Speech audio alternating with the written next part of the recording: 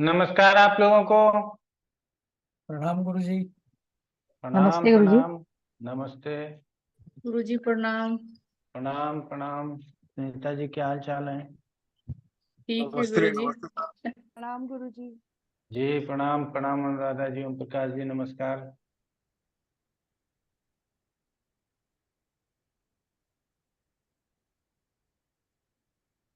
आजकल कुछ लोग छुट्टी भी मार रहे हैं। अब आ जाएंगे चल- सर धीरे धीरे जाएंगे। हाँ। हाँ हाँ। चलिए ठीक है। तो हम लोगों ने पिछले क्लास में सप्तम स्थान से संबंधित कुछ प्रश्न सीखे थे, और हमने ये कहा भी था कि आप लोगों को दोहराना पड़ेगा। तो उससे क्या होगा कि हमने कहा था 3 बार रिपीट हो जाएगा। एक बार हम जनरल स्टडी करते हैं, एक बार श्लोक के साथ करते हैं, और उसके बाद एक बार आप दोहरा दीजिएगा, तो 3 बार स्टडी हो जाएगा तो वो बेहतर हो जाएगा।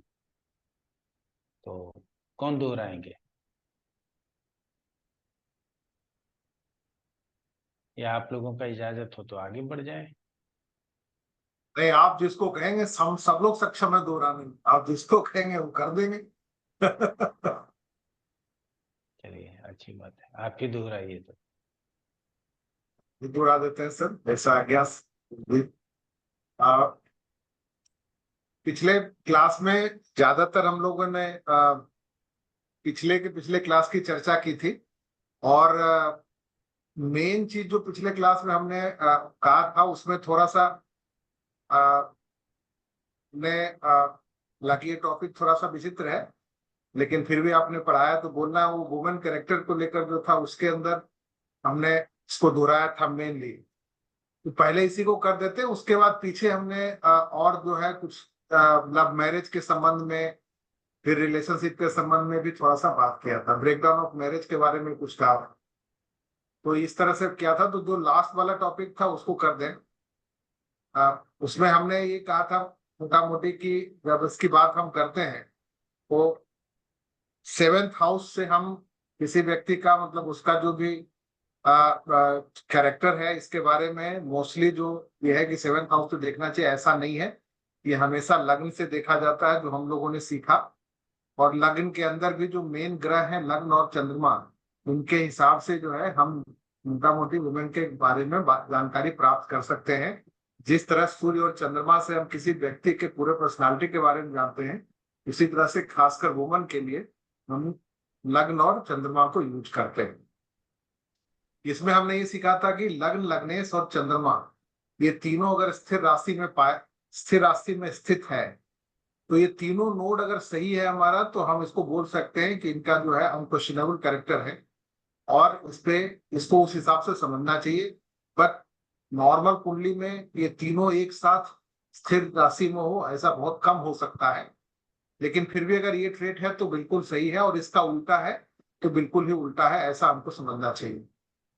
एंड उसके बाद हम आगे ये देखते हैं कि इसमें लग्नेश और चंद्रमा का प्लेसमेंट, इसके साथ साथ जो तीनों अगर स्थिर राशि में है और उसके ऊपर अगर लग्नेश और चंद्रमा का प्लेसमेंट छठे, आठवें, 12वें, तीसरे और 11वें भाव में न रहे और बाकी शुभ भावों में रहता है, तो अनडाउटेडली जो है ये सिचुएशन क्रिएट होता है। और उसका उल्टा अगर ये तीनों चर राशि में है और उनका प्लेसमेंट भी अच्छा नहीं है, छठे, आठवें, 12वें, तीसरे, 11वें भाव में आ रहा है, तो उसमें भी कोई डाउट नहीं होना चाहिए कि इस तरह का समस्या है। पर दैनिक जीवन में ऐसा होगा नहीं, अलग अलग होकर आएंगे, तो उसको अपने विचार से और उसके तारतम्य बिठाते हुए हम आगे की चर्चा करेंगे। अब इसमें दूसरा वेरिएशन आता है कि लग्न जो है मूवेबल में हो, लेकिन चंद्रमा अगर डुअल साइन में पड़ जाता है, तो उसमें जो है हम इसको स्लाइटली इम्प्योर कह सकते हैं। इसमें मेरा जानकारी का उल्टा हो जाए गुरुजी। लग्न जो है ये चंद्रमा, लग्न जो है ये चर में चला जाए, और ये मून अगर चर में चला जाए और लग्न अगर डुअल में चला जाए, तो क्या हम इसमें भी ऐसा ही समझ सकते हैं? क्या हम ये जी मान हाँ। सकते ये सिंबॉलिक था? और ठीक है सर, ठीक है गुरु। तीसरा पॉइंट था कि चंद्रमा और मार्स, मार्स की बात आ जाती है। चंद्रमा और मार्स एक साथ अगर मूवेबल राशि में या डुअल साइन में बैठा हो, ऐसी स्थिति में हम कह सकते हैं कि इनका सेक्रेट इंगेजमेंट हो सकता है। और इनका रोमांटिक रिलेशनशिप सेपरेटली इसको फॉलो कर सकते हैं। और इसको यहाँ तक लिखा है, इसको आगे हम ये समझ सकते हैं कि ये जो दोनों चर राशि में है, अगर ये बुरे भाव में, छठे 8वें 12वें भाव में बन रहे हैं, तो शायद इसका जो मैग्नीट्यूड है ये बढ़ जाए और ज्यादा तेजी से होने की संभावना बन सकती है, ऐसा मैं सोचता हूँ। ये आप क्लेरिफाई कर दीजिए। अब आगे है कि सैटर्न और मून का रिलेशनशिप की बात कर रहा है कि अगर ये दोनों लग्न में हो और चर और स्थिर या दुस्वभाव किसी भी राशि में, लेकिन लग्न में अगर हो तो एक ओपन रिलेशनशिप की बात की जा रही। पहले और दूसरे में फर्क आ रहा है। इसमें मार्स और मून की बात जब हम कर रहे थे कि टुगेदर होना है, लेकिन इसमें मूवेबल में होना चाहिए या डुअल में होना चाहिए। और सैटर्न चंद्रमा की स्थिति में ये किसी में भी रहे लेकिन लग्न में रहे तो ऐसी स्थिति बन सकती है। लग्न से शायद हो सकता है क्या गुरुजी, लग्न के अलावा अगर ये दोनों का कॉम्बिनेशन इन्हीं केंद्र में कहीं बनता है तब भी हम इसको ऐसी स्थिति समझेंगे, केवल लग्न विशेष में रखें? ये एक बात आप हमको बाद में बता दीजिए। अब वीनस की एंट्री होती है। वीनस अगर जो प्लेस्ड है स्कॉर्पियो में वीनस हो और एस्पेक्टेड बाय मून, हम उल्टा सोचे कि मून का एस्पेक्ट के जगह अच्छा वीनस का एस्पेक्ट हो तो दोनों तो एक दूसरे को ही देखते हैं। And Mars and Saturn are in केंद्र हाउस, ये दोनों केंद्र में रहते हैं, तब इसमें जो है इसमें इंप्योरिटी की बात की जा रही है। तो ये केंद्र कुंडली का केंद्र माने या फिर ये जो है वीनस और चंद्रमा इनमें से किसी का केंद्र माने, ये छोटा सा डाउट है। मुझे लगता है कुंडली के केंद्र की ही बात ये कर रहा है। ये दोनों कुंडली का केंद्र माने। ठीक है सर। और इसके साथ ही अगर वीनस जो है ये मार्स के ड्रेकन में हो एंड मार्स और शनि ये दोनों केंद्र हाउस में रहे, ये दोनों का केंद्र होना जरूरी है। वीनस अगर उसके मार्स के ड्रेकन में भी चला जाता तब भी यही स्थिति हो सकती है और इसको हम इस तरह से समझ सकते हैं। तो एक कॉम्बिनेशन ये बन रहा है। गुरुजी मेरा प्रश्न है कि ये जो कॉम्बिनेशन इस चार्ट में बन रहा है, तो चूंकि जन्म चार्ट भी एक तरह से जो है वो मतलब उस समय का स्नैपशॉट ही है जब बच्चा जन्म लेता है, तो ये सारे रूल उसके अंदर भी कुछ हद तक सही होंगे क्या? जब नहीं। उनके उसमें नहीं। ठीक है सर। तो उसके बाद हमने एक दो कुंडलियां की चर्चा की थी, तो पिछले हाउस में ये भी था। इसके अलावा उसके पहले हाउस में हमने बाकी चीजें पढ़ी थी। अगर आप कहें तो वो कहें या फिर आगे बढ़ सकते। ना, बोलिए बोलिए। जी, तो उसमें हमने कहा था कि अब हम पीछे से कहते हैं, एक हमने चर्चा किया था कि पर्सन जो है कौन कौन से व्यक्ति हैं जो शादी में हमको हेल्प कर सकते हैं, इस पे थोड़ी सी चर्चा हुई थी। तो इसका जी जी। आंसर ये था कि बेनिफिक प्लैनेट्स जो है, जो कि 7th हाउस और 7th लॉर्ड को इन्फ्लुएंस कर रहे हैं, वो बेनिफिक प्लैनेट जो भी होंगे उनके रिलेशनशिप के हिसाब से हम ये सोच सकते हैं कि ये व्यक्ति जो है इनके शादी में मदद करेगा। अगर जुपिटर ऐसा है जो कि 7th हाउस में बैठा है, 7th हाउस को देख रहा है, 7th लॉर्ड के साथ बैठा है उसको देख रहा है, या इन दोनों से किसी तरह का कॉम्बिनेशन बना रहा है, तो बड़े बुजुर्ग जो है गुरु तुल्य जो लोग हैं वो इस शादी में हमको हेल्प करने वाले हैं, ऐसा हम सोच सकते हैं।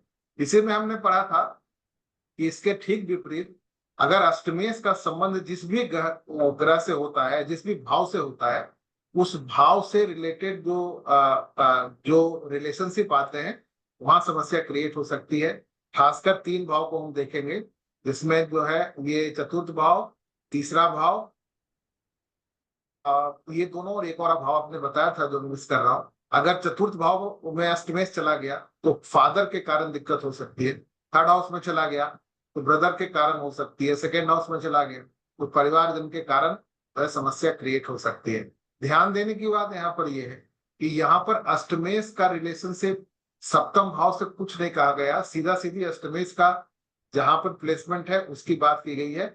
जिसमें आपने हमें ये बताया था कि क्योंकि ये अष्टम भाव सप्तम का मार्केस है, इसलिए उस तरह से एक्ट करता है और उसको हम उस तरह से समझ सकते हैं। हमने ये आगे पढ़ा था कि अगर शादी का ब्रेकडाउन होता है उसके क्या कॉम्बिनेशन हो सकते हैं। इसमें कहता है कि अगर एक वीक एफ्लिक्टेड इनऑस्पेशियस प्लेनेट ऐसा अगर कोई रिलेशनशिप बनाता है 7th लॉर्ड के साथ, तो वो शादी में समस्या क्रिएट कर सकता है एंड ये नेगेटिव आउटकम दे सकता है। अगर अब ये शादी अगर हो गई है तो शादी के बाद समस्या क्रिएट कर सकता है, और शादी नहीं हुई है तो ये शादी के समय ये कॉम्बिनेशन क्रिएट कर सकता है। अगर इसके उल्टा अगर लगन लग्न जो है ये रिलेशनशिप किसी ऑस्पिशियस प्लेनेट के साथ करता है, तो शादी नहीं हुई तो शादी में हेल्प करेगा। अगर शादी हो गई है तो उस केस में जो है शादी को मेंटेन करने में, उसका एंजॉयमेंट वाले में ये काम करता है। अष्टम के हिसाब से हमने अभी बातचीत करी लिया है। अगर सेवेंथ लॉर्ड का कनेक्शन बेनिफिक हाउस और इसके लॉर्ड के साथ हो सकता है, हो जाता है, तो marriage should be happy and will support of that house. तो जो अभी हमने बात किया कि सातवें भाव से जिसका रिलेशनशिप होता है वो हमें हेल्पफुल हो सकता है। मैरिज के प्रश्न में और भी हमने पढ़ा था कि कारक, जो हस्बैंड का कारक हम कई बार सूर्य को लेते हैं या जुपिटर को भी ले सकते हैं, वाइफ का कारक वीनस को लेते हैं। जनरल रूल शादी से संबंधित या ये हो सकता है कि अगर लग्नेश और सप्तम हाउस का लॉर्ड सप्तमेश रिलेशनशिप क्रिएट करे और मून का इन्फ्लुएंस दोनों पे या किसी एक पे हो जाए, और अगर अच्छे भाव में हो जाता है, और अगर चंद्रमा भी फुल हो, 11th हाउस में बैठा हो, रिलेशनशिप नहीं भी चंद्रमा बना रहे हैं लेकिन स्वतः अच्छे भाव में बैठे हुए हैं, 11th हाउस में बैठे हुए हैं, फुल हो या फिर केंद्र त्रिकोण में बैठे हुए हैं, तब भी हम पूरा ऑस्पिशियस है शादी के प्रश्न के ऊपर, हम इसको बहुत अच्छा शादी कह सकते हैं। एंड अगर यही बेनिफिक प्लेनेट है लग्न लगने सप्तम भाव सप्तमेश, इनको देखे या इनसे इत्साल करे और उससे भी अच्छा अगर कम्बुल योग बना ले, तो भी हम कह सकते हैं कि बिना कहे शादी हो जाती है। और इसको हमने प्रोस्पेक्ट में समझना है कि शादी जो है बिना बुलाए लड़की मिल जाती है, ऐसा कहते हैं, पर प्रोस्पेक्ट में ये कहेंगे कि शादी जो है अचानक हो सकती है और अच्छे से हो सकती है। गुरुजी इसमें हमने मोटा मोटी ये समझा है कि ये सारे कॉम्बिनेशंस जो हैं, ये सारे पॉजिटिव कॉम्बिनेशन थ्रू आउट प्रश्न में है, लेकिन इसका डिग्री निकालना और इसको अपने हिसाब से एनालाइज करना, यही मुझे सीखना है, हमें सीखना है कि कितना डिग्री तक ये जा रहा है। और ऐसा प्योर फॉर्म तो कभी नहीं मिलेगा, लेकिन अपने अनुभव से तारतम्य बिठाते हुए इसको धीरे धीरे हम प्रश्नों को करते हुए अपने ज्ञान से अपना जैसे जैसे हमें हमारे अंदर जो है वो एक्सपीरियंस होगा, हम इसको पालने में सक्षम हो सकते हैं। इस तरह से हम और इसी को बाद में हम डिटेलिंग किए इस तरह से शादी के बाद हमारा जो है इसके अंदर हुआ है। एक और कॉम्बिनेशन हमने पढ़ा था, वो ब्रेक डाउन मैरिज हमने कह दिया, वो वाइफ कब रिटर्न होंगी ये वाली बात का तो ये चर्चा हुई थी। तो इसमें मोटा मोटी हुआ था कि वीनस और सूर्य जो है अगर ये लग्न और चतुर्थ हाउस के बीच में प्लेस्ड है, जब प्रश्न पूछा जाए तो उस समय की स्थिति होती है कि ये जो है वाइफ हमारी लौट आती है। लेकिन इससे हमको ये पता चला था कि ये स्थिति तो केवल रात के 12 बजे के आसपास हो सकता है। तो ऐसे में पुराने जमाने में भी नंबर सिस्टम रहा होगा जिससे इस तरह की चीजें की गई, ये उसका प्रमाण है कि शास्त्रों में इस तरह से लिखा गया है। तो इससे हमने ये सीखा था। आगे फिर हमने इसमें देखा था कि इसमें रेट्रोग्रेड और कंबसन ये दोनों का बहुत ज्यादा रोल है जब हम किसी के रिटर्निंग की बात करते हैं। इसमें यह है कि अगर रेट्रोग्रेड प्लेनेट का दो आधार आपने बताया था कि अलग अलग जगहों पे ये अलग अलग ढंग से जो है ये एक्ट करता है। अगर ये रोग से संबंधित प्रश्न है, रेट्रोग्रेड प्लेनेट का बात आता है, मतलब जब प्रश्न पूछा जाए उसके जस्ट पहले कोई भी ग्रह चार्ट का रेट्रोग्रेड हुआ या उसके आसपास में कोई भी ग्रह रेट्रोग्रेड होने वाला है, ऐसी स्थिति में हम कहेंगे कि चाहे ये रिकवरी का कितना भी बढ़िया कॉम्बिनेशन इसके अंदर बन रहा है, हम जाते जाते धीमे शब्द उसको आगाह जरूर करेंगे कि इस पे आप ध्यान रखिएगा, ये जो रोग है रिपीट हो सकता है। तो इस स्थिति में रेट्रोग्रेड होना अच्छा नहीं है मेडिकल के केस में, ये इनफैक्ट उल्टा करता है। और अगर वही चीज हमारे ये वाइफ के रिटर्निंग वाला प्रश्न आता है, उस समय अगर रेट्रोग्रेड प्लेनेट कोई हो रहा है और वही कॉम्बिनेशन है जस्ट होने वाला ये हुआ है, तो खासकर सप्तम से संबंधित कोई प्लेनेट रेट्रोग्रेड हुआ है, तो हम ये कहेंगे कि आप तो हमसे मजाक करने आए हैं, वाइफ तो आ चुकी है आपके घर में। मतलब ये बहुत जल्दी हो सकता है अगर रेट्रोग्रेड का कॉम्बिनेशन किस स्थिति में बन रहा है। दूसरी तरह से इसमें कंबसन की भी बात की गई है। अगर हम वीनस को लेते हैं, वीनस एक ग्रह है, जब वाइफ की बात हम कर रहे हैं, उस स्थिति में अगर वीनस कंबस्ट हो चुका है और उसके बाद ये प्रश्न हुआ है, तो जब कंबस्ट हो गया तो फिर उदय ही होगा। तो अब कितना जल्दी ये उदय होने वाला है उस पर डिपेंड करता है। अगर आजकल में उदय होने वाला है तो भी हम ये कहेंगे कि भाई जब तक आप घर पहुंचेंगे तब तक वो आ जाएंगी। ऐसी स्थिति भी हो सकती है और अपने तारतम्य से आगे बढ़ा के उसको आगे पीछे कर सकते हैं। लेकिन इसका उल्टा है कि अगर वो कंबसन में जाने वाला है तो उस स्थिति में हम ये कहेंगे कि आपका रिटर्निंग में थोड़ा सा समय लग सकता है। और कब तक रिटर्न होगी डिपेंड करेगा कि कब तक और कॉम्बिनेशंस कैसे हैं और उसका उदय किस हिसाब से चल सकता है। और लास्ट में एक टॉपिक आपने कहा था जो छूटा है, वो लव अफेयर वुमन के साथ कैसे होगा उसके बारे में आप कहा था कि लगने, आपने कहा था कि लगनेश और सप्तमेश का। अच्छा, इस साल का भी हमने ये देखा गुरु जी, आपने बताया है कि इस साल या संबंध दोनों मोस्टली एक ही जैसा काम करता है। जैसे किसी भी कॉम्बिनेशन में चंद्रमा का कंबूल योग बन रहा हो, उसका साल जो है वो शुभ ग्रहों से हो रहा हो, लग्नेश या जो भी कार्य से उसके साथ हो रहा है, तो उसका इम्पैक्ट वही होगा जो कि पराशरी के हिसाब से चंद्रमा और उस ग्रह का संबंध बन रहा है और अच्छे भाव में बन। तो जहां जहां हम संबंध की बात करते हैं वहां इस साल की बात भी कर सकते हैं। तो इसमें जी कह सकते बिल्कुल। हैं सर। हाँ गुरु जी, बस हो ही गया। इसमें एक आध पॉइंट और था कि अगर लग्नेश और सप्तमेश के बीच में अच्छा इस साल हो गया तो लव अफेयर हो जाएगा। और ये प्लेनेट लेकिन इसमें है कि अगर ये लग्नेश और सप्तमेश के बीच में इस साल और फ्रेंडली एस्पेक्ट है तो इनका लव अफेयर हो। लेकिन अगर ये दोनों प्लेनेट जो है एक दूसरे को एनिमी दृष्टि से देखे, अर्थात एक दूसरे से केंद्र में रहे, तो इनका स्ट्रगल हो सकता है। ये बात हमने देखा। और चंद्रमा अगर कंबूल योग बनाते हैं और बढ़िया से सुखता से प्लेस्ड है, तो हम क्योंकि लड़की की बात कर रहे हैं तो बहुत सॉफ्ट हार्टेड होगी और बहुत जल्दी जो है वापस आ सकती है। और मतलब ये तो लव अफेयर का मैटर है, तो बहुत सॉफ्ट हार्टेड लड़की है एंड वो इसका लव अफेयर बहुत लंबा और फायस रहेगा। अगर सैटर्न है जो लग्नेश ये केंद्र में बैठा हुआ है, तो हम कहेंगे कि जो आदमी है वो पावरफुल है और ये दूसरे को अपने पार्टनर को दबा के रखेगा, उस हिसाब से इसका एक्शन होगा। और इसका उल्टा अगर सप्तम लॉर्ड सैटर्न है और वो भी केंद्र में बैठा, केंद्र से मतलब यहाँ पर ये हो सकता है कि बहुत मजबूत स्थिति में है। ये इम्पैक्ट हो सकता है ये 11वें भाव में बैठे तब भी होगा और हो सकता है केंद्र में बैठे तब भी होगा। लेकिन प्रश्न में केंद्र को सबसे मजबूत जगह माना गया, इसलिए अगर ऐसा सैटर्न मजबूत स्थिति में है तो हम कह सकते हैं कि वो पार्टनर डोमिनेटिंग होगा। मेरा यहाँ पे प्रश्न है कि ये सैटर्न के जगह गुरु जी अगर मार्स है, ऐसा ही कोई दूसरा मेलेफिक ग्रह है, तो भी क्या ऐसा इम्पैक्ट होगा? बिल्कुल होना चाहिए। होना चाहिए। और उसके बाद हमने पता है कि लग्नेश और सप्तमेश एक साथ बैठे, ये गुरुजी इसको हम थोड़ा सा कनेक्ट कर रहे हैं पराशरी में। उसमें भी कहते हैं कि साथ बैठे हुए ग्रह एक दूसरे के दुश्मन, मतलब उसमें अच्छा रिलेशनशिप नहीं होता।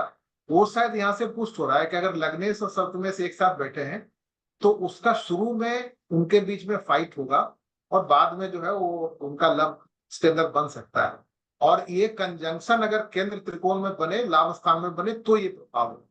लेकिन यही कंजंक्शन लग्नेश और सप्तमेश का छठे, आठवें और 12वें भाव में बन जाए, तीसरे भाव में बन जाए, तो उस केस में जो फाइट इनका होगा ये कंटिन्यू रहे। अर्थात हम ये भी कह सकते हैं कि अगर हमारा पराशरी में गुरु जी दो ग्रह एक साथ बैठे हुए हैं, उसकी दशा अंतर दशा आ जाती है, एक की दशा में दूसरे की अंतर दशा आ जाती है, तो क्या हम ये समझ सकते हैं कि अगर ये दोनों का भाव अच्छा है तब हो सकता है कि शुरू में थोड़ा स्ट्रगल के बाद लेकिन फिर वो अपना प्रभाव देने में सक्षम हो। लेकिन अगर ये छठे आठवें कंजंक्शन इस तरह का बन रहा है तो वो जो ग्रह है एक दूसरे की दशा अंतर दशा में वो परेशान क्रिएट करेगा और करता ही रहेगा। मैं सोचता हूँ कि आपसे आशीर्वाद में अगर ऐसे हम सोच सकते हैं क्या उस टाइम। और अंतिम प्रश्न जो लाइन था वो आपने ये बताया था कि अगर सन वीक है एंड तो ये आदमी के लिए सही नहीं है। इनका मेस्कुलिन वाला जो मेस्कुलिनिटी जो है इस पे ये वीक हो जाता है और वुमन डोमिनेट कर जाती है ऐसे ऐसे लोगों पे। सिमिलरली अगर वीनस जो है ये वीक हो जाएगा तो फेमिनिटी जो है वो उसका लैक हो जाता है वुमन का and the man will dominate. अगर ये दोनों ही वीक हैं तो ऐसे में जो है किसी के लिए भी अच्छा नहीं है। तो डोमिनेशन के दो रूल हमने ये देखा है कि अगर एक तो सन वीक है तो आदमी मतलब सन वीक है तो वुमन डोमिनेट कर जाएंगी। और अगर वीनस वीक है तो वीनस वीक है तो उस केस में जो है वीनस में वुमन और सन में मैन, ये हमने देखा। और दूसरा सैटर्न वाला जो हमने देखा था कि वो भी अगर केंद्र में हो जाता तो ये दोनों के हिसाब से भी कहीं कहीं इम्पैक्ट। मुझे लगता है मैंने सारा कवर कर लिया। बहुत अच्छा। जी कुमार प्रवीण जी, क्या प्रश्न है आपका? गुरु जी एक छोटा सा प्रश्न है गुरु जी। जैसे हमने कहा कि अगर लग्नेश का सप्तम के साथ इसराफ बन रहा हो तब भी शादी की जल्दी बात की है, तो इसराफ में भी हम जल्दी की बात कर रहे हैं, तो गुरु जी थोड़ा सा समझ नहीं है इसराफ में नहीं कर रहा है, साल में कर उसमें, क्योंकि जो आपने 78वां श्लोक पढ़ा था उसमें लास्ट क्लास में, उसमें इसराफ ही लिखवाया था शायद। देख लीजिए। और दूसरा दूसरा एक चीज और है गुरुजी, जैसे चंद्रमा और शनि में हम ओपन रिलेशन की बात कर रहे हैं, तो शनि तो मतलब छुपा हुआ चीज दिखाता है, तो उसको कैसे समझें गुरुजी? यहाँ शनि पतित बनाता है, बातों को समझने की जरूरत है। ये रिलेशन तो गुप्त रखने की बात है, जी लेकिन शनि पतित बनाता है। पतित का मतलब है जान ही लिया तो क्या हो गया, समझ रहे हैं ना? जी उसको इसका कोई प्रभाव नहीं है, जी इसीलिए शनि के साथ कहा गया है वो ओपन रिलेशन रखती है। उसमें कोई ऐसा संकोच नहीं है कि लोग जान जाएंगे तो हमारे मान को हानि होगा या हमारे सम्मान को धक्का पहुंचेगा, ऐसा नहीं सोच सकता। शनि पतित है, वो पापाक्रांत कर देता है, इसीलिए हमको वो रिलेशनशिप ओपन हो जाता है। और प्रश्न है? जी, वो पूरा जो श्लोक लिखवाया था गुरुजी, ये लिखवाया था आपने, अगर लग्नेश का सप्तम के साथ इसराफ हो और चंद्रमा का इत्साल हो सप्तमेश के साथ, तो भी जो है जल्दी शादी हो सकती है। इसका मतलब कहने का मतलब ये है कि अगर चंद्रमा का एक हो जाए उसके साथ इत्सल, तब तो संभव है। तो कहने का मतलब ये कि अकेला चंद्रमा भी अपने आप में सक्षम है शादी कराने के लिए? बहुत सक्षम है, बहुत सक्षम। अगर लगन का संबंध नहीं बन रहा है तो चंद्रमा भी सक्षम जी। है। थैंक यू गुरु जी। तो कई लोगों को ये लड़कियों के संदर्भ को छोड़ दीजिए,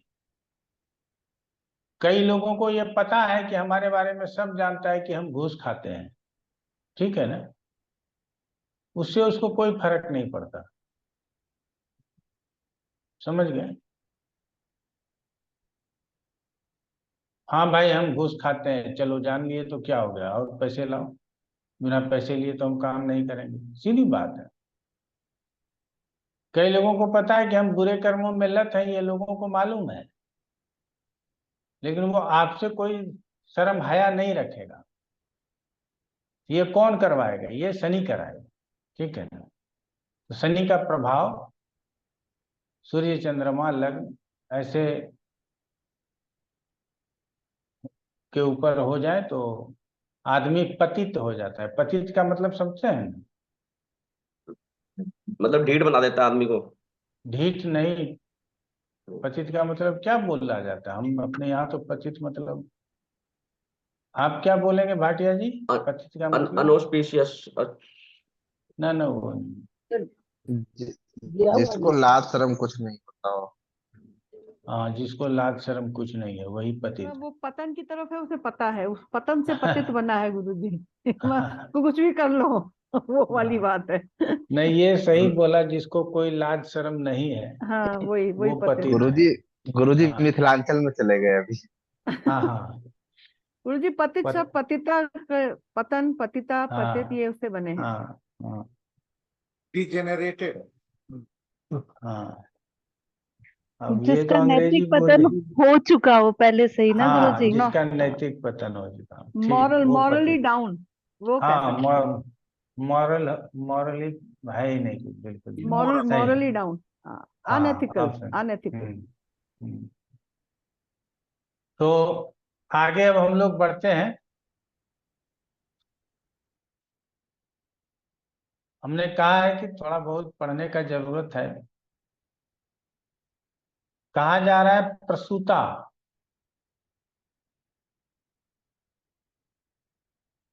अमुक स्त्री प्रसूता हुई अथवा नहीं।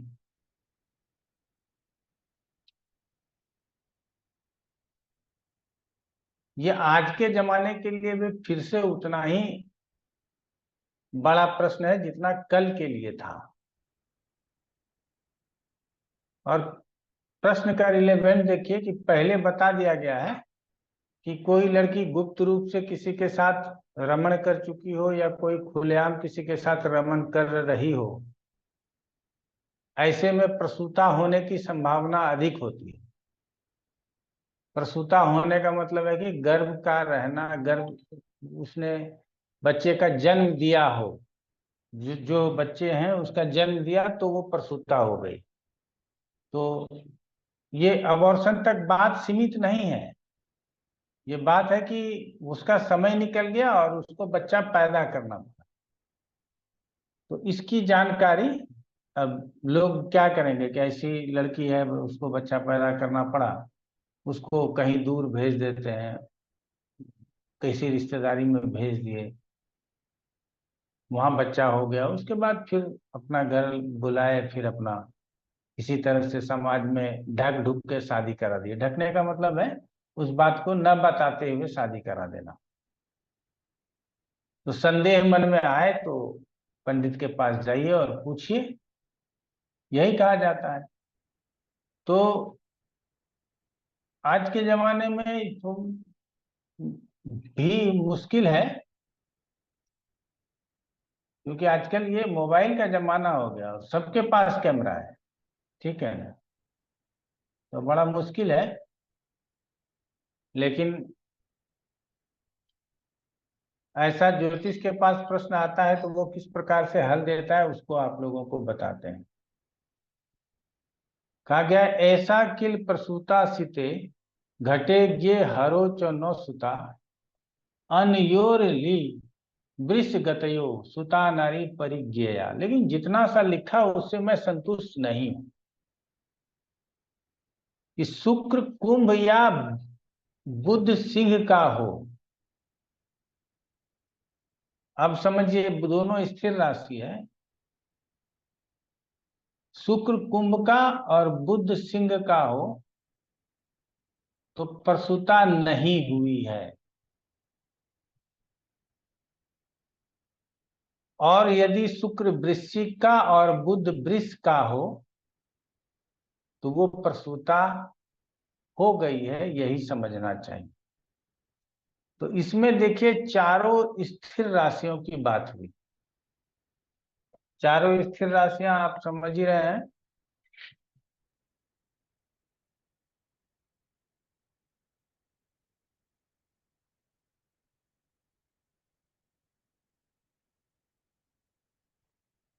कि कहता है कि कुंभ में और सिंह में शुक्र और बुध तो प्रसूता नहीं हुई, एकदम क्लियर बता रहा है। और कह रहा है वृश्चिक में और वृष में, तो वृश्चिक में और वृष में शुक्र और बुध हो तो प्रसूता हुई। ये चारों का चारों जो है 2, 5, 8, 11 ये चारों स्थिर राशि हैं। लेकिन पहले 2 राशि में इन्होंने कहा कि प्रसूता नहीं हुई है और दूसरे 2 राशि में कह रहे हैं कि प्रसूता हुई है। इन दोनों एक सामान्य राशि तो है। आप लोग याद रखने के लिए थोड़ा सा मैं बोलने का प्रयास कर रहा हूं और जानने का प्रयास कर रहा हूं कि ऐसा क्यों कहा जा रहा है। तो ये विषम राशि है और ये भी विषम राशि है। तो विषम राशि में शुक्र बुध हो, ग्रेजुअली देखना है, कुंभ में शुक्र हो और सिंह में बुध हो,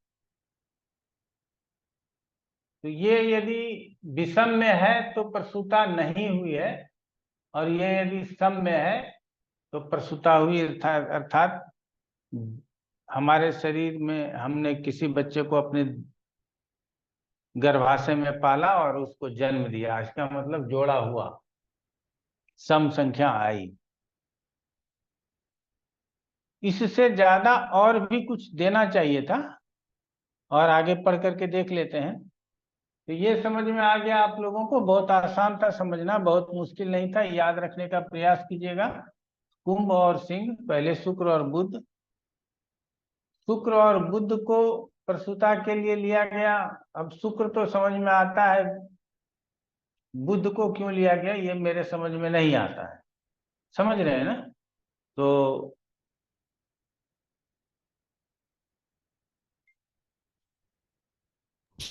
गुरुजी आगे बढ़ बुध लेते क्योंकि हैं। बच्चा है, राजकुमार है, इसलिए लिया जा सकता है। ना ना, ऐसे बच्चे राजकुमार का क्या, जो पैदा होते ही अनाथ आश्रम में पहुंच जाता है। ठीक है ना? सर दोनों ऐ- उच्चाभिलाषी की राशि ली गई है, 11वीं और 5वीं की ना। मीन में जाके उच्च ये का हो जाएगा, बुध भी हाँ, वर्गों में ये जाके भी उच्च का हो आप सोच सकते हैं, ये भी आप सोच सकते हैं। ठीक है ना? ये भी सोच सकते हैं, लेकिन आगे ये आगे और लिखता है, 2 श्लोक और है। भौम बुध शुक्र चंद्रा द्विशरीरे चाप वर्जिते चेत स्युः अग्ने अस्ति तत् प्रसूति चापे नाग्रे न पृष्ठतः सुता कुरश्चेच्चर रासो परतः सुता स्त्रे तु निज पत्यु मित्रे तु मित्र मुह्यम जातक संदेह परीक्षायाम। कहता है, यदि मंगल बुध शुक्र तथा चंद्रमा धन राशि के अतिरिक्त दुस्वभाव राशि में विद्यमान हो। धन राशि मतलब धनु राशि समझिएगा आप लोग। ठीक है? कौन कौन? मंगल, बुध, शुक्र और चंद्रमा। गुरु को नहीं लिया गया, बाद बाकी सभी ग्रहों को लिया गया। बुध को क्यों लिया जा रहा है मैं नहीं बता पाऊंगा। मंगल को क्यों लिया ये भी ठीक है, चंद्रमा को क्यों लिया ये भी ठीक है। तो कहा जाता है कि धनु राशि को छोड़ करके द्विस्वभाव राशि में ये चारों ग्रह हों तो स्त्री प्रथम ही प्रसूता हो चुकी है, पहले ही प्रसूता हो चुकी है, ऐसा जानना चाहिए। और यदि धन राशि में ये ग्रह विद्यमान है या अन्य राशियों में विद्यमान है तो स्त्री प्रसूता पहले नहीं हुई है, आगे होगी ऐसा समझना चाहिए। आगे तो सब अपने अपने जीवन में संतान को जन्म देता है। आगे कहता है कि यदि चर राशि में क्रूर ग्रह हो, चर राशि 1, 4, 7, 10, तो दूसरे से, और स्थिर राशि में हो तो अपने पति से, और द्विस्वभाव राशि में हो तो वर्ण संकर बालक जानना चाहिए। मतलब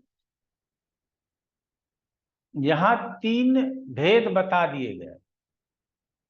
चर राशि में है तो दूसरे से, और दूसरे से का मतलब होता है अपने ही जात में, अपने ही जात में किसी दूसरे से प्रसूता हुई। स्थिर राशि में है तो अपने पति से प्रसूता हुई है। और यदि द्विस्वभाव राशि है तो वर्ण संकर से, मतलब अन्य किसी पुरुष से जो आपके जाति धर्म का ना हो।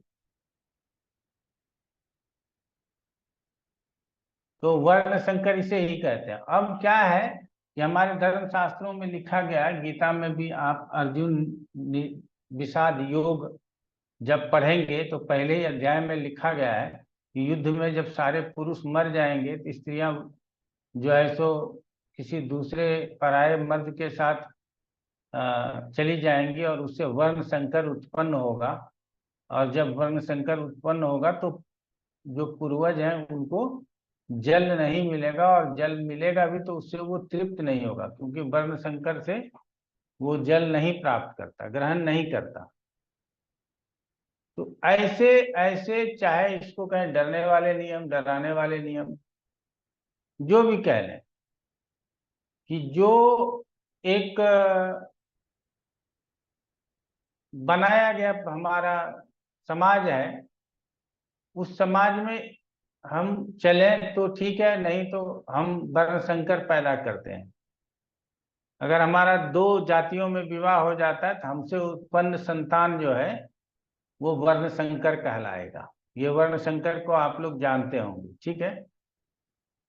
तो वर्तमान समय में कभी एक मजाक की बात करते हैं कि परशुराम ने छतरी विहीन कितनी बार पृथ्वी को कर लिया था, फिर भी छतरी है अभी। इसका मतलब क्या है कि ये सारे वर्ण संकर हैं, ठीक है ना। तो लोग मजाक में ऐसा भी बोल जाते हैं। तो हमारा कहना है कि हमारे शास्त्रों में बहुत कुछ ऐसा लिखा गया जो आज के युग में बहुत उपयुक्त नहीं होता, और इसकी व्याख्या हमारे कई उपदेश देने वाले, कई कथा कथा कहने वाले लोग करते रहते हैं, ठीक है ना। वो इस शब्द को किस तरह से छोड़ के आगे बढ़ जाते हैं। अगर किसी कथा में ऐसी बात आएगी, इस शब्द को छोड़ करके आगे बढ़ जाएंगे, ठीक है ना। गीता वांचने वाले को ही देखिएगा, कोई ये वर्ण संकर वाला चर्चा नहीं करता। अगर करता तो एक लाइन में बोला, वर्ण संकर की विशेषता नहीं बताता कि यह वर्ण संकर क्या होता है, इसके बारे में लंबा प्रवचन नहीं देता। वो वहां से हल्के में निकल जाता है, ठीक है, अच्छी बात है, निकल जाना चाहिए। वहां आज रामायण में लिखा हुआ है कि राम जी ने कहा था कि गृह प्रवेश के समय कि विश्वदेव को बलि देना है, उसके लिए काले हिरण का शिकार करके लाओ। तो काले हिरण का शिकार करके लक्ष्मण लाए थे। तब वो जो भी कुटी बोलते हैं जो बनाया था, उसका गृह प्रवेश में उसकी बलि दी गई थी विश्वदेव को। इसकी चर्चा है, लेकिन इसका चर्चा जो है कोई भी रामायण या राम के चरित्र को बांटने वाले आचार्य इसको अलग तरीके से करके निकल जाते हैं, इसकी पूर्ण चर्चा नहीं करते। जबकि ये कहना चाहिए कि वो क्षत्रिय थे, शिकार करना उनका परम कर्तव्य था, शिकार वो लोग करते ही थे। आज के डेट में आप शिकार करना मना हो गया है, पहले शिकार करना वैध था, तो शिकार करते थे, तो उन्होंने शिकार करके लाया। और बलि देना भी एक प्रथा है, हमारे संस्कृति में है ये प्रथा। तो इसको कितना छुपाएंगे आप। हम यही कहते हैं कि हमारे संस्कृति में ब्राह्मण मांसाहार होता है, इसको छुपा करके आप क्या करेंगे, समझ रहे हैं ना। आप इष्ट जितना जाते चलेंगे वहां ब्राह्मण मांसाहारी होता चलेगा। कई लोग तो बोलते हैं कि केरला में जो ब्राह्मण है वो गाय का मांस भी खाते हैं, ऐसा बोलते हैं। तो बोलने का अपना अलग है, मैं नहीं जानता हूँ, इस बात को मैं पुष्ट नहीं करना चाहता हूँ कि, लेकिन अभी कुछ दिन पहले डिबेट हुआ था उसमें आया था कि केरला में ब्राह्मण जो है सो बड़े का मांस भी खाता है, ऐसा बोला गया। तो हमारा यही कहना है कि कब तक आप कुछ कमियां जो हमारे शास्त्रों में रहा और विद्वानों ने अपने मतानुसार इसको लिखा, या अपने मतानुसार अलग अलग समय पर इसकी व्याख्या कर दी, इसको सुधारने की जरूरत है, न कि इसको छुपाने की जरूरत।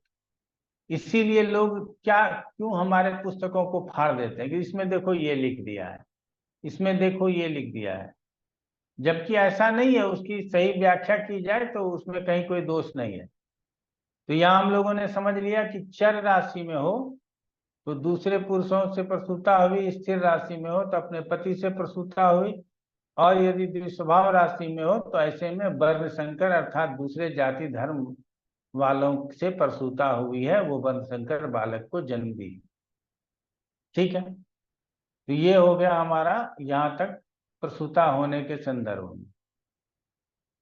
अब घर में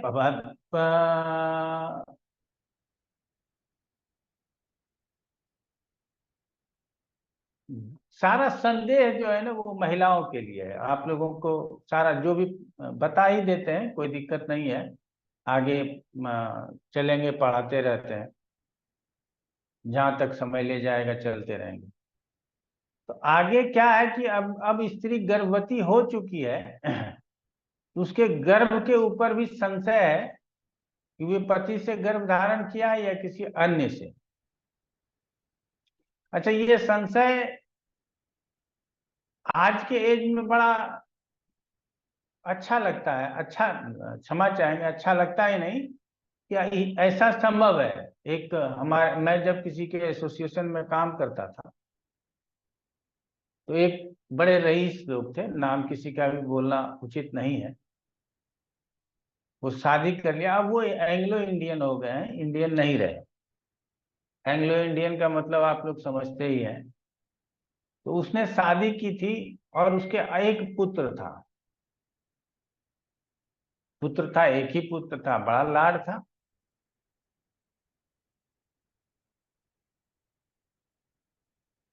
बहुत लाड था।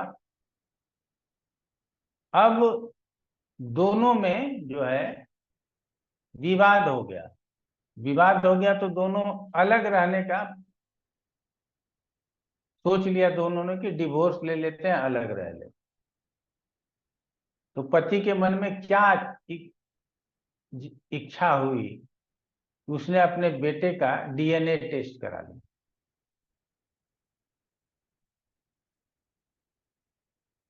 पति ने डीएनए टेस्ट करा लिया, तो अब जिस पुत्र को वो अपना पुत्र समझता था, वो उसका बायोलॉजिकल फादर था ही नहीं, वो तो पालने वाला पिता था। उसके बाद बात बड़ी हो गई, लेकिन उसके बावजूद भी वो सोचता था कि अब चूंकि हमको आगे संतान नहीं होगा और इसको हमने पाला है, तो इसी को लेकर के आगे बढ़ जाएंगे और पुत्र के लिए क्लेम कर दिया कि ये पुत्र जो है सो हमको चाहिए। लेकिन जब पिता ने ये डीएनए टेस्ट करा करके अपने पत्नी को नीचा दिखा ही दिया, तब वो पतित हो गई और उसने कहा कि ये पुत्र तो इसका है ही नहीं, तो ये कैसे ले जाएगा। अब कानून क्या करेगा, अब हम और आप समझिए, कानून इस संतान को किसको देगा? पत्नी एक्सेप्ट कर ली, ठीक है तुम्हारा पुत्र नहीं है ये, मेरा तो है, हम रखेंगे, तुमको नहीं देंगे रखने के लिए। तो ये ऐसा नहीं है कि सिर्फ इसी युग में है, किसी भी युग में ये संभव होता होगा, इसीलिए तो प्रश्न है।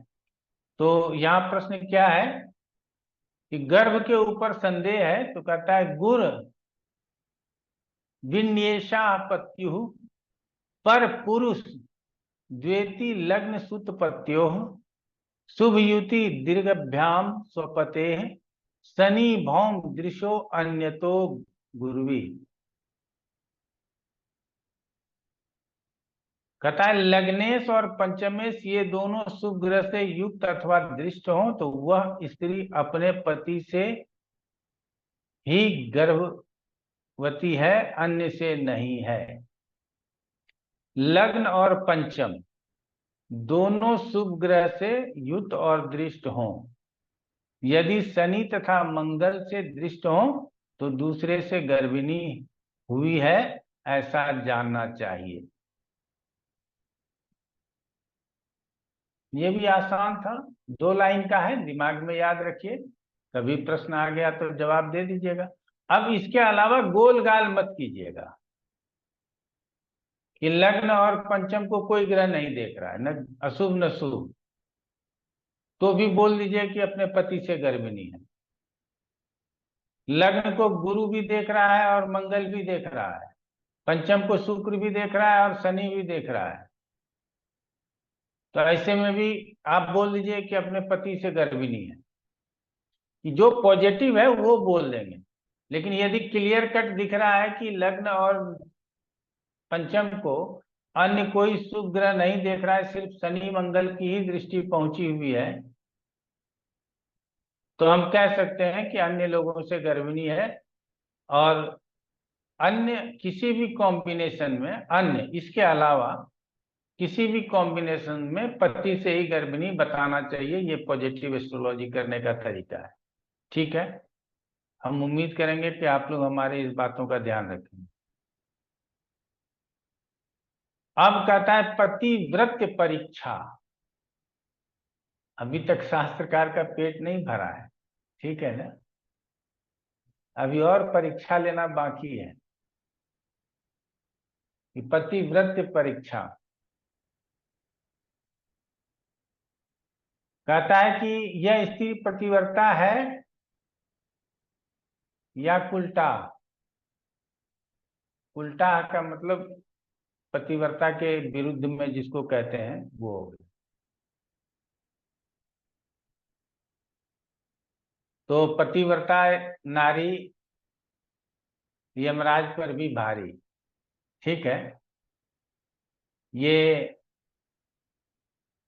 हमारे वट सावित्री व्रत में इसकी कथा होती है, तो उसमें इसको समझा जाता है। वट सावित्री व्रत पूर्वांचल में मनाने वाला व्रत है। लोग पति की लंबी आयु के लिए इस व्रत को रखते हैं। ठीक है ना। तो चूंकि इससे हम लोग किसी के घर को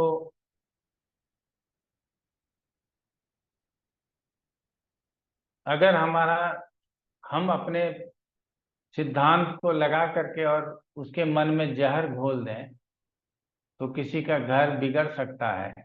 इसीलिए सिद्धांत को जानते हुए भी जहर घोलने का प्रयास न करें, ये विनती होगी। सत्यम बुरियात प्रियम बुरियात अप्रिय सत्यम न बुरियात, कई ऐसे श्लोक हैं जो हमारे जीवन को एक अच्छा मार्ग दिखाती है कि सत्य हो अप्रिय हो तो ऐसे अप्रिय सत्य को नहीं बोलना चाहिए।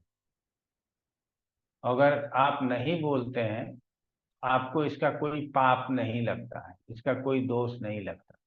ठीक है, तो आगे चलते हैं। कहता है उल्टा सतीयम अथवा लग्न पतिस चंद्रमाश्च भौमेन एकांशे मुत्सिल कृत दैव भवने भवत्यजनम यदि निज गृहणो भौमस तदा अन्य देशम प्रयाति जार कृते रवि नेति मुत्सिले सत्युप भुक्ता सातु राजपुरुषेन सौमेन लेखक वर्ण लेखक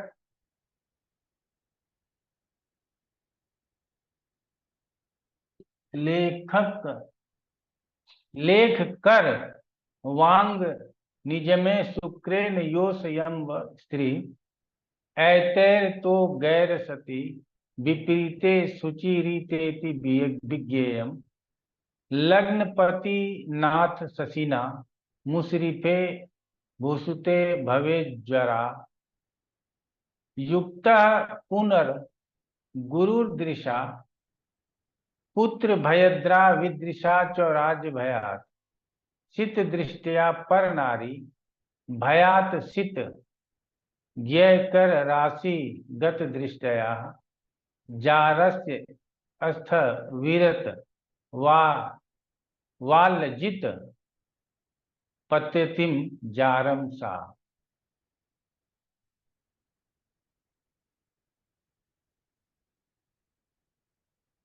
कहा जाता है कि इस प्रश्न में यदि लग्नेश तथा चंद्रमा मंगल के साथ एक ही अंश पर इत्तिसाल योग कर रहा हो। अब आप लोगों के साथ ये समस्या हो जाएगी कि सर एक ही अंश पे इत्तिसाल योग कैसे होगा।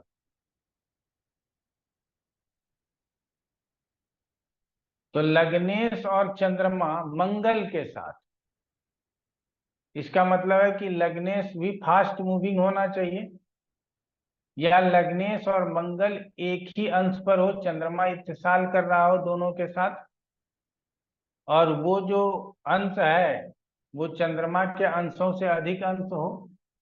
यही समझना है आप लोगों को। उसी घर में ही किसी दूसरे के साथ संबंध हो गया हो, ऐसा समझना चाहिए।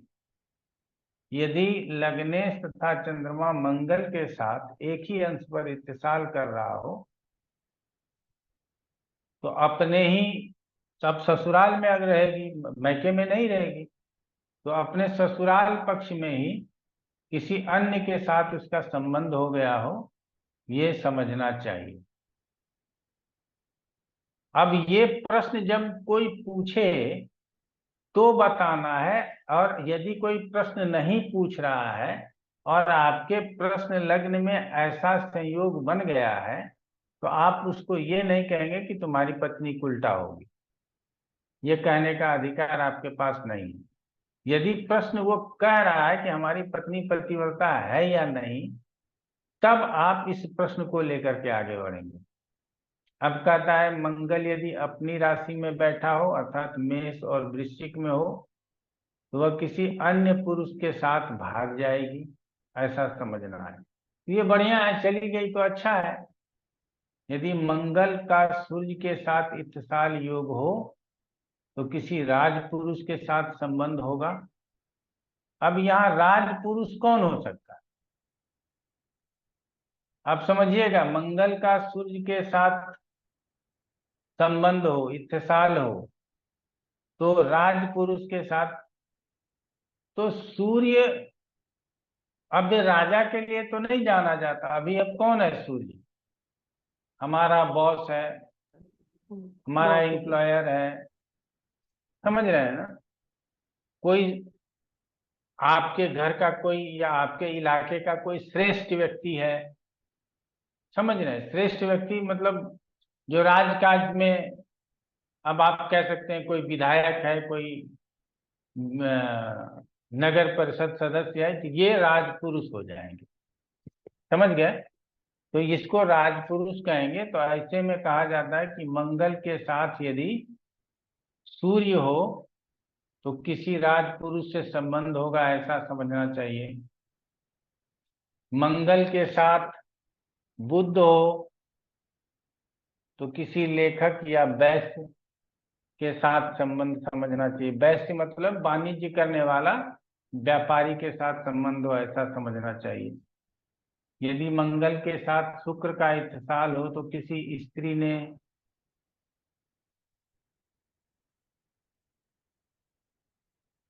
मतलब उसको समलैंगिक समझना चाहिए। मंगल का शुक्र का इत्तिसाल शुक्र के साथ हो तो उसे समलैंगिक समझना चाहिए। प्रश्न के समय इन योगों में होने से व्यभिचारिणी या इन योगों में न होने से पतिव्रता कहना चाहिए। तो जिस योग से हम व्यभिचारिणी का प्रयोग करते हैं, उसके विपरीत हो जाने से वो व्यभिचारिणी नहीं होगी।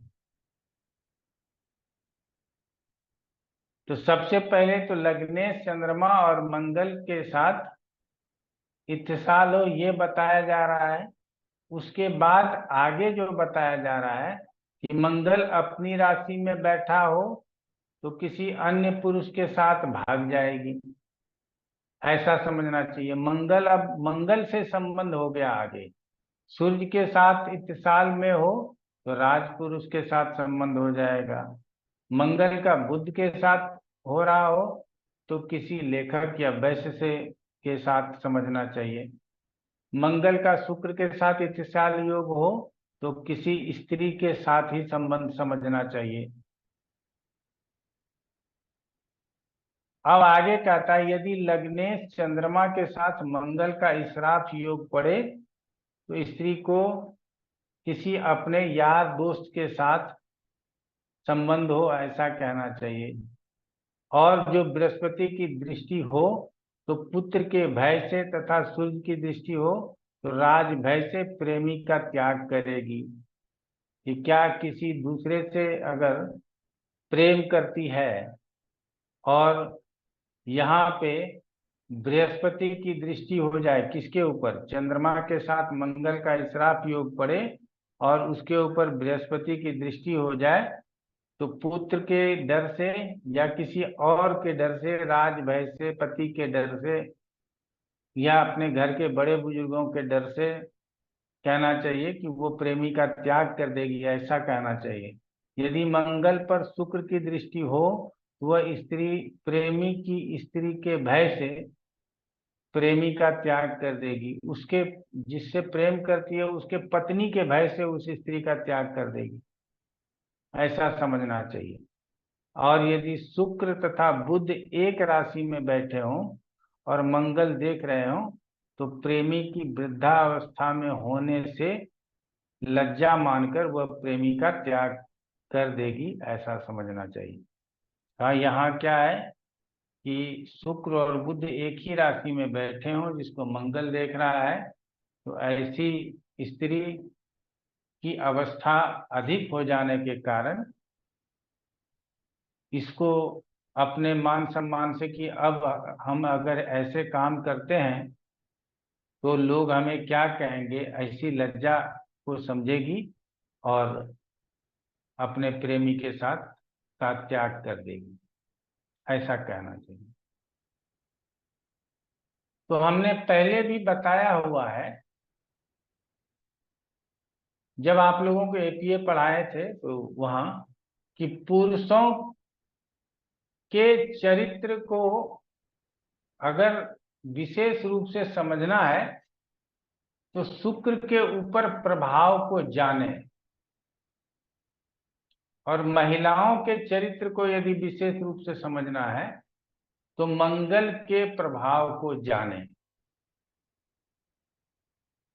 ठीक है,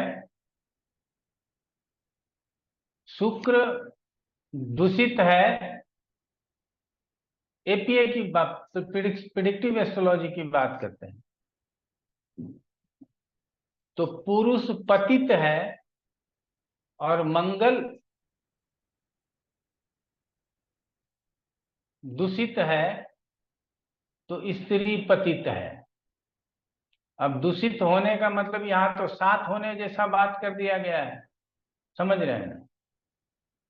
तो कृष्ण लग्न में इसको साथ होने के कारण अर्थात स्त्री के चरित्र को समझने के लिए मंगल का विशेष रूप से योगदान होता है, यह आप लोगों को समझना है। और पुरुष के चरित्र को समझने के लिए शुक्र का विशेष योगदान होता है, इसको आप लोगों को समझना है। इससे समझने में कोई बहुत ज्यादा दिक्कत नहीं है।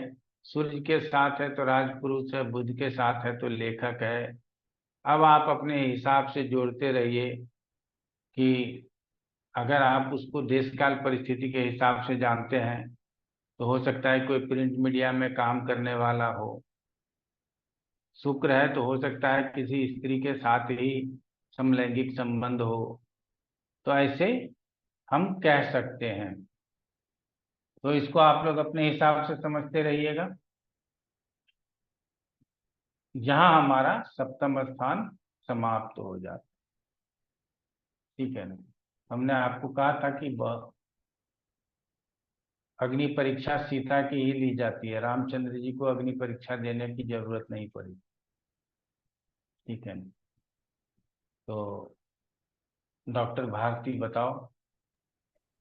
गुरुजी, जो आपने अभी ये रूल बताया था पराश्री का कि किसी की पत्रिका में शुक्र पीड़ित है, एक्चुअली अभी हमने एक क्लास में, मीनू दी की क्लास में डिस्कशन किया था।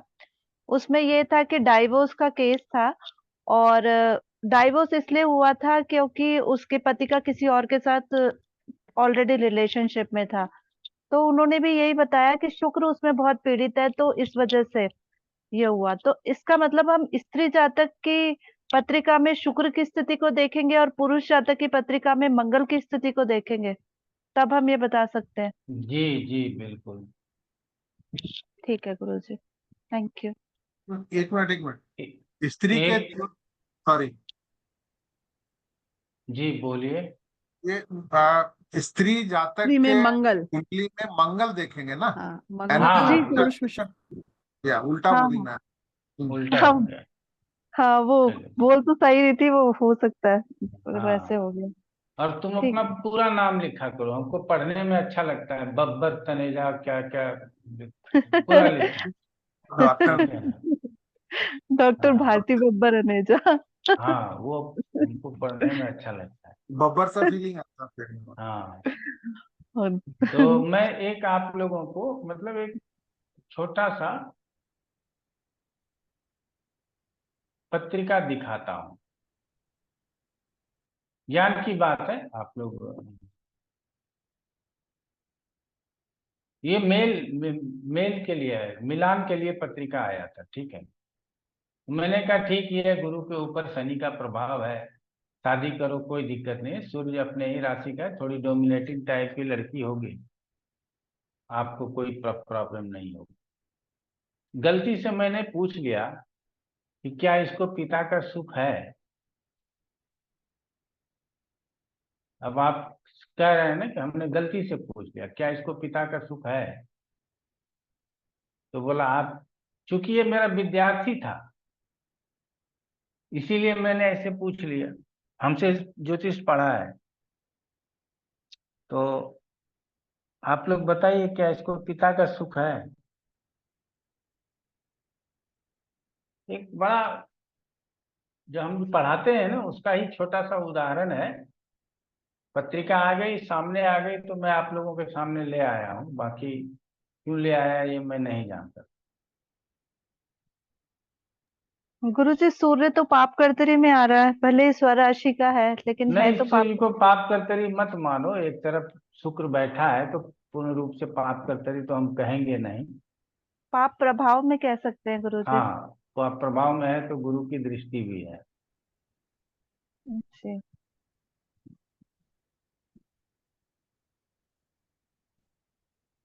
ओम प्रकाश जी, आपको क्या लगता है, क्या देख के हम बताए होंगे? और वही सोचने की कोशिश कर रहा हूँ, आपने तुरंत कैसे पकड़ लिया। यहाँ तो फिर मतलब अगर इसके पिता को देखें तो चार्ट से तो हम नवे स्थान को देखेंगे। नवा स्थान के हिसाब से हम देखने से तो ऐसा ही लगता है कि शुक्र जो है ये मंगल के साथ एफिलिक्टेड है, छठे भाव में बैठा हुआ है।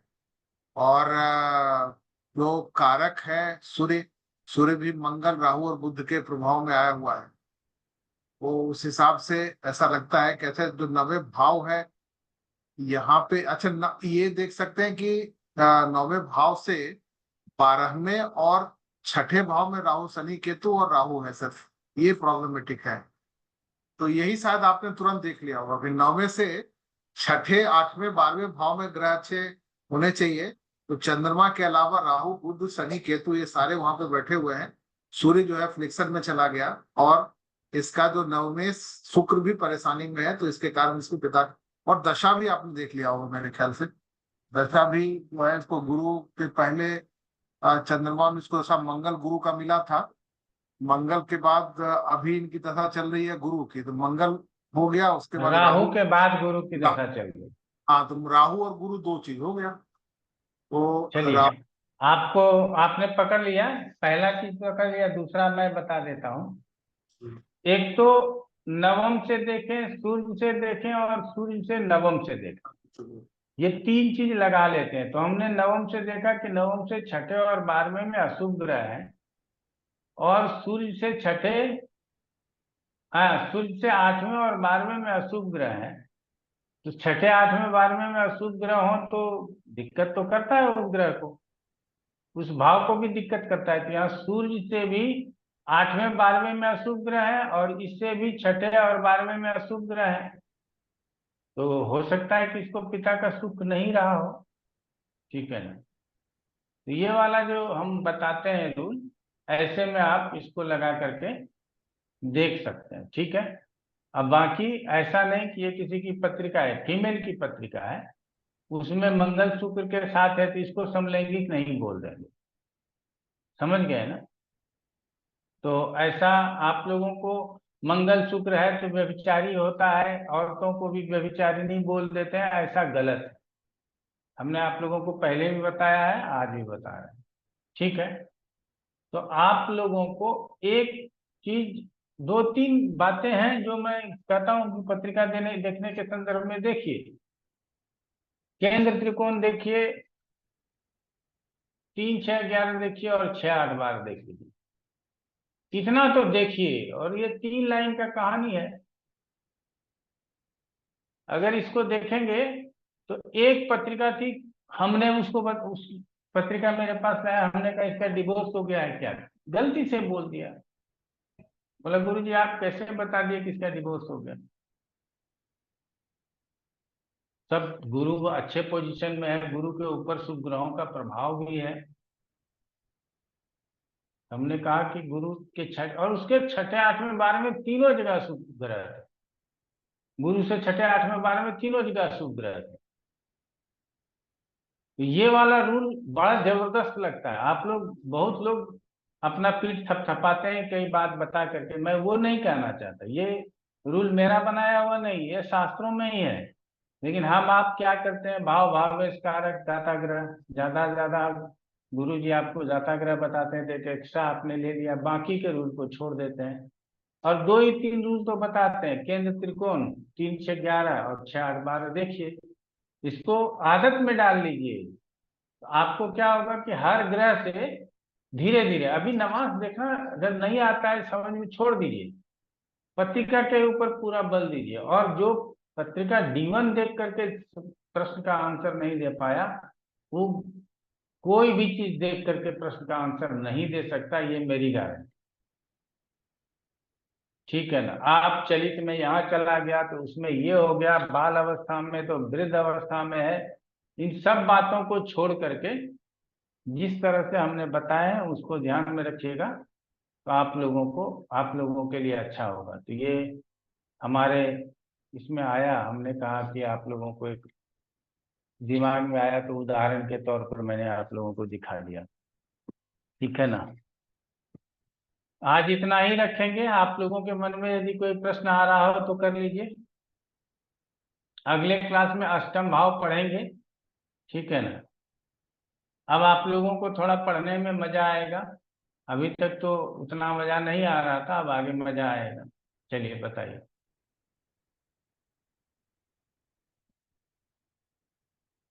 चलिए कोई बात नहीं है, नहीं है प्रश्न तो अच्छा है। आप लोग अगले में तैयारी करके आइएगा कि प्रवासी, घर से भागा व्यक्ति, 8वां स्थान, इसको पढ़ना है। तो कैसे हम लोग इसका हल करेंगे, इसको लेकर के आगे चलेंगे। ठीक है ना। और जी कोशिश करेंगे कि एक एक दिन में ही समेटे, 8 9 10 11 12, 8 9 10 11 12, 5 है, 5 दिन लग जाएगा। फिर आगे जनरल क्वेश्चंस करने हैं। जी कुमार प्रवीण जी बताइए। एक छोटा सा प्रश्न है कि कोई प्रश्न पूछता है क्या मुझे लिटिगेशन में जाना चाहिए, तो उसको कैसे सोल्व करेंगे? मतलब मुकदमा हुआ नहीं है, अभी मुकदमा में जाने के लिए पूछ रहा है कि मुकदमे में जाना चाहिए क्या? लग्न बलवान हो जाए तो भेज दीजिए मुकदमे में, कोई दिक्कत नहीं। इसके अलावा कुछ देखने की लग्न जरूरत को नहीं? हमने पहले बताया, लग्न को अशुभ ग्रह देखे, उस समय पूछा जाए बोल दीजिए जय, तो आपकी जीत होगी, कोई दिक्कत नहीं। ये ठीक है। मैंने पहले बताया होगा। प्रवीण यही जी है कि आपका बात क्या है ना, आप प्रश्न तो ले लिए, हल कहाँ से करेंगे आपको पता ही नहीं है। जी गुरु जी, ऐसा ही हो रहा है।